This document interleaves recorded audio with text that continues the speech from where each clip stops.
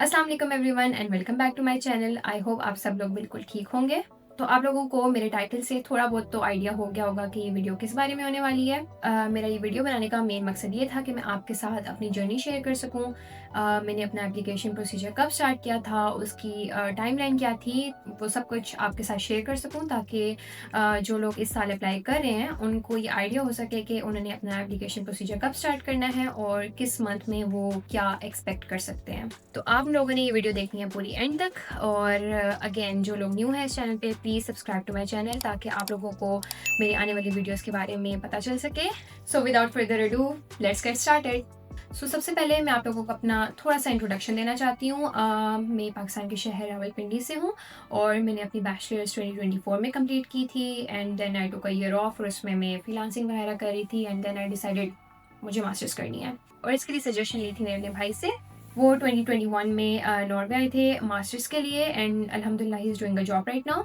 तो जब मैंने उनसे पूछा, उनको बताया कि मैंने मास्टर्स करनी है, ही सजेस्टेड मी कि भाई you should look for universities in Europe. और जब आप लोग यूनिवर्सिटी सर्च कर रहे होते हैं तो सबसे जो मेन कंसर्न होता है आपका वो होता है ट्यूशन फ़ीस और वेदर वो यूनिवर्सिटी आपको स्कॉलरशिप प्रोवाइड कर रही है या नहीं कर रही है। तो सबकी तरह मेरा भी यही कंसर्न था, बट फॉर्चुनेटली जो मेरे भाई के दोस्त हैं उन्होंने भी फिनलैंड यूनिवर्सिटी ऑफ ओलू से मास्टर्स की थी and he is living in Helsinki right now. तो उन्होंने बताया कि फिनलैंड में बहुत सारी यूनिवर्सिटीज़ हैं जो आपको स्कॉलरशिप प्रोवाइड करती हैं, ranging from 50 to even 100%, depending on कि आपकी कितनी अच्छी प्रोफाइल है। सो आई डिसाइडेड कि भाई let's look for universities in Finland. So एक चीज़ मैं आपको बताती चलूँ कि मैंने अपना एप्लीकेशन प्रोसीजर बहुत लेट स्टार्ट किया था। आप लोगों ने गलती नहीं करनी है।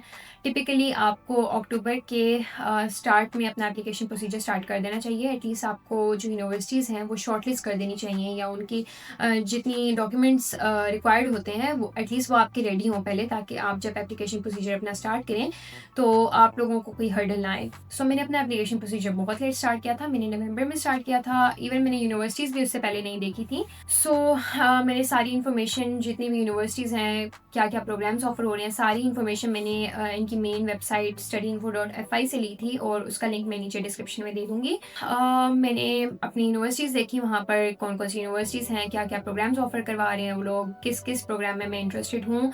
मैंने वो सब कुछ शॉर्टलिस्ट किया और मैंने एक एक्सेल की शीट बनाई थी और उस पर मैंने सारी यूनिवर्सिटीज़ जो जो प्रोग्राम ऑफ़र कर रही हैं, क्या उनका एलिजिबिलिटी क्राइटेरिया है, क्या उनकी डेडलाइन है, क्या वो स्कॉलरशिप प्रोवाइड कर रही हैं या नहीं कर रही हैं, अगर कर रही हैं तो कितने % कर रही हैं, ये सब कुछ मैंने शॉर्टलिस्ट करके एक एक्सेल की शीट में डाल दिया था। सो उसके बाद मैंने जो डॉक्यूमेंट्स रिक्वायर्ड होते हैं सब यूनिवर्सिटीज़ को, उनकी एक लिस्ट बना के उनका भी एक डॉक्यूमेंट बना लिया था और उसके बाद मैंने वो डॉक्यूमेंट्स प्रिपेयर करना शुरू कर दिए।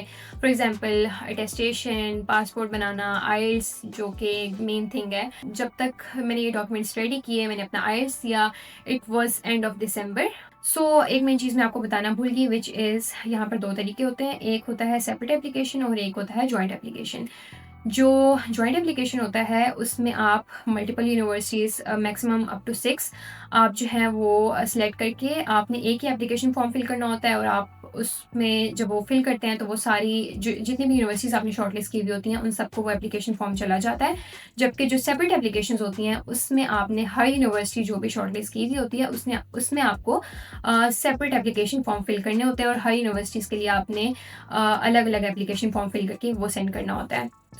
एक मैं चीज़ मैं आपको बताती चलूँ, यहाँ पर कुछ यूनिवर्सिटीज़ हैं जो सेपरेट एप्लीकेशन प्रेफर करती हैं। For example university of Helsinki, university of Alto, और इनके लिए आपको सेपरेट एप्लीकेशंस फिल करनी पड़ती हैं और बाकी कुछ मेजर यूनिवर्सिटीज़ जो हैं वो जॉइंट एप्लीकेशन के थ्रू भी आप उसमें अप्लाई कर सकते हैं।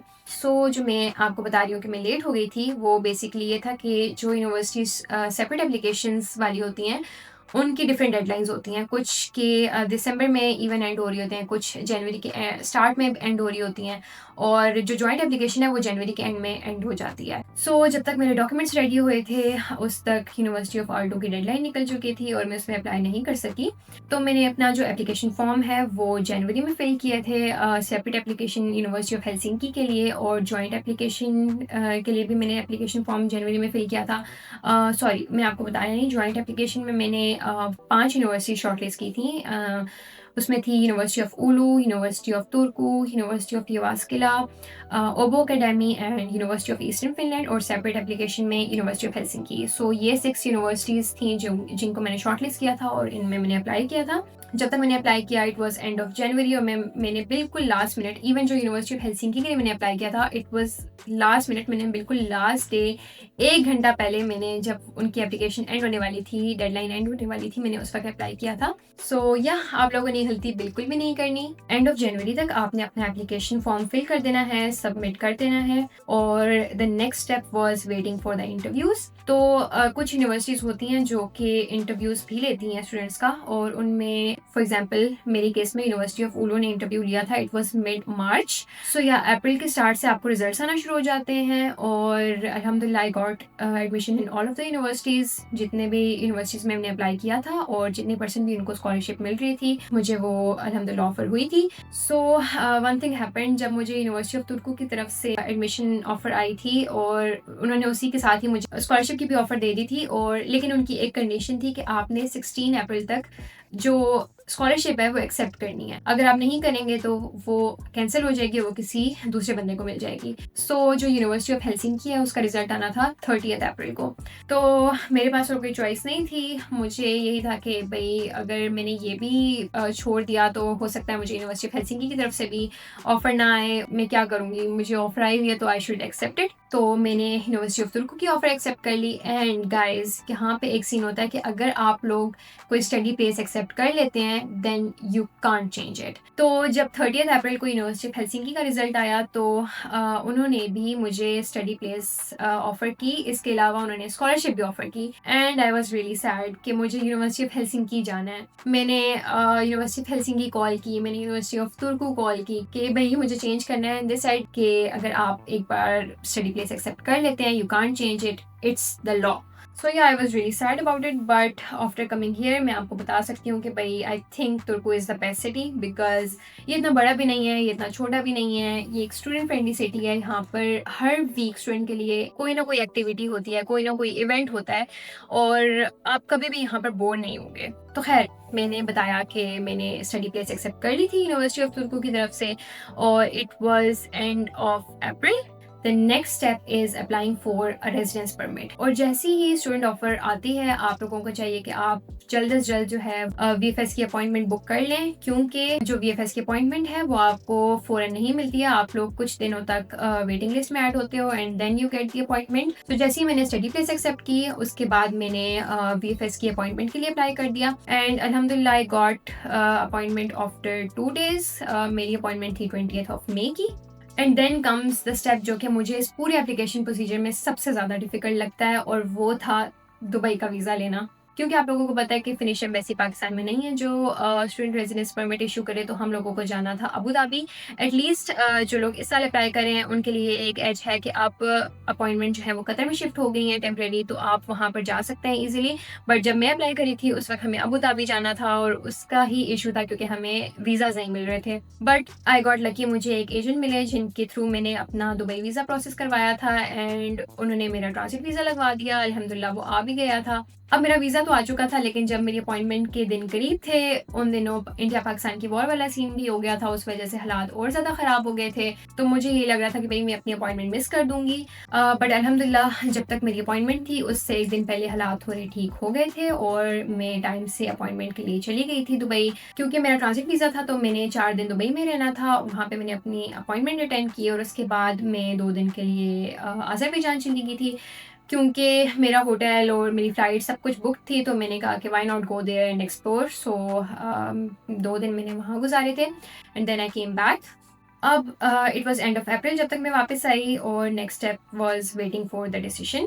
सो डिसीजन जो है वो मिनिमम 1 month भी ले लेता है आते आते, लेकिन अगर आपके डॉक्यूमेंट जो है वो स्ट्रेट फॉरवर्ड हैं तो विद इन 2 weeks आपका डिसीजन आ जाता है। I got my decision in 1 week और within 10 days after the decision मेरा रेजिडेंस परमिट कार्ड भी आ गया था. सो इट वॉज अर्ली जुलाई जब तक मेरा रेजिडेंस परमिट कार्ड आ गया था. और हाँ, एक मेन चीज़ मैं आपको बताना भूल गई, which was applying for the student housing. मुझे बाकी सिटीज़ का तो इतना आइडिया नहीं है, बट तुर्कू में जो स्टूडेंट हाउसिंग है it is provided by TYS. और इनकी ये पॉलिसी है कि जब भी आपको रिक्वायरमेंट है अपार्टमेंट की, आपने उससे 3 मंथ्स पहले अपनी एप्लीकेशन फॉर्म जो है वो फिल करना है. क्योंकि मुझे फिनलैंड आना था अर्ली अगस्त में, तो मैंने अपना एप्लीकेशन फॉर्म अर्ली मई में फिल किया था. एंड एक मेन चीज़ मैं आपको बताती चलूँ, क्योंकि यहाँ पर अप्लाई करने वाले बहुत ज़्यादा हैं हाउसिंग के लिए और यहाँ पे हाउसिंग इतनी ज़्यादा नहीं है, तो जितना जल्दी हो सकता है आपको अपनी एप्लीकेशन जो है वो फिल करनी चाहिए.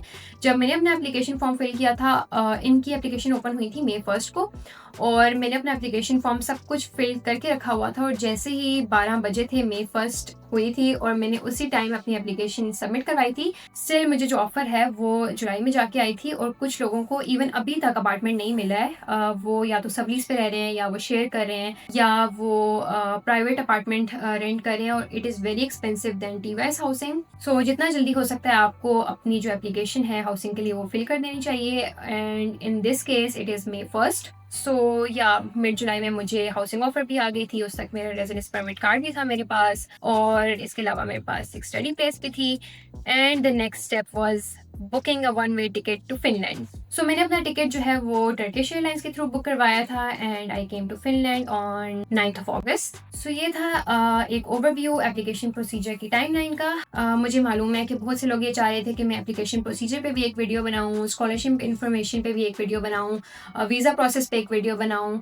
बट अगर मैं वो सब कुछ इस वीडियो में कवर करती तो ये वीडियो बहुत ज़्यादा लंबी हो जानी थी. ऑलरेडी बहुत लंबी हो चुकी है. But I promise you guys कि मैं उस पर एक सेपरेट वीडियो ज़रूर बनाऊँगी इंशाल्लाह. और उसमें मैं सारा कुछ आप लोगों को गाइड करूँगी कि आप लोगों को किस तरह यूनिवर्सिटी शॉर्टलिस्ट करनी है, क्या क्या डॉक्यूमेंट्स रिक्वायर्ड होते हैं, और कुछ टिप्स बताऊँगी जो कि आपके एप्लीकेशन प्रोसीजर में हेल्पफुल साबित हो सकती हैं. सो इन सब चीज़ों पे I will make a separate video सून इंशाल्लाह. और इसके अलावा अगर आप लोगों को कुछ और जानना है तो प्लीज़ मुझे कमेंट सेक्शन में ज़रूर बताइएगा. एंड मैं कोशिश करूँगी कि मैं उस पर वीडियो भी बनाऊँ. और अगर आप लोगों को ये वीडियो पसंद आई हो तो please like and share with your friends. और अगेन, जो इस चैनल पे न्यू है please subscribe to my channel. तो आज के लिए इतना ही, और जल्द ही मिलते हैं आपसे नेक्स्ट व्लॉग में. तब तक के लिए अल्लाह हाफिज़.